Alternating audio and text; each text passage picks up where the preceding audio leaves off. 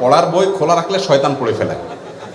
তা আমি বলি শয়তান পড়ে ফেললে ভালো, তো এটা মানুষ হয়ে গেলে তো ভালো, যদিও শয়তান পড়ে শয়তানই করবে। যাই হোক, এটা একটা ভিত্তিহীন কথা, ফালতু কথা, মিথ্যা কথা, এর কোনো ভিত্তি নেই ভাই। শয়তান যদি বই পড়তে চায় সে খুলেও পড়তে পারে। আর শয়তান সে তার জন্ম হয়েছে কত আগে, তার সব মুখস্থ, আপনার বই পড়ার দরকার নাই তো, সে তো পরীক্ষা দিবে না।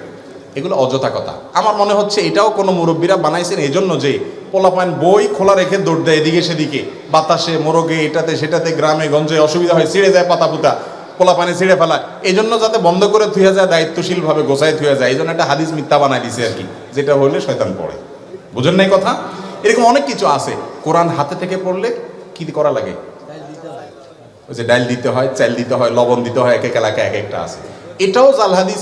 কোন মুরব্বীরা হয়তো বানাইছেন এই চিন্তায় যে কোরআন বেটা ধরবা তুমি সিরিয়াসনেসের সাথে ধরবা, কেরম করে ধরছো, কেমন ধরছো, তোমার হাত থেকে পড়ে গেছে, ওরে মানুষ করার জন্য একটা হাদিস বানায় নিছে জাল, যে পড়লে যাতে চাল ডাল লবণ দেওয়া লাগে। বাবা তখন চাল ডাল লবণের অনেক দাম ছিল, কষ্ট করে জোগাড় করতে হইতো।